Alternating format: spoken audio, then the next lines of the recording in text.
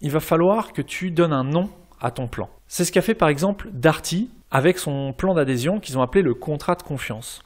Un plan par étape, c'est quelque chose de concret, de terre à terre, alors que le plan d'adhésion, c'est beaucoup plus profond et c'est beaucoup plus subjectif. Ces deux types de plans vont répondre à des besoins de réassurance qui sont différents.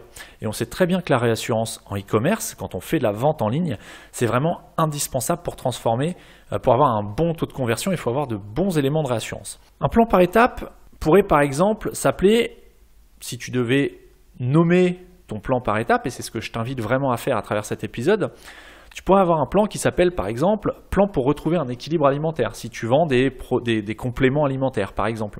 Ou encore « Plan d'installation facile » si tu vends des meubles et que tu proposes, tu expliques à ton client à travers ta fiche produit comment installer le meuble, comment le mettre en place chez toi, etc. etc. D'un autre côté, le plan d'adhésion, il pourrait ressembler à quelque chose, comme je te le disais, Darty avec son contrat de confiance, mais ça peut aussi être quelque chose du type garantie satisfaction client.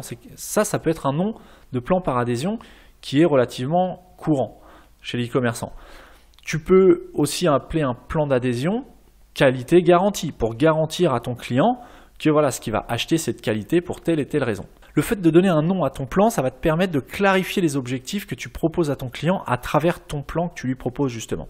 Donc pour terminer cet épisode, comme à chaque fois, c'est le moment d'ouvrir ton guide PDF à compléter.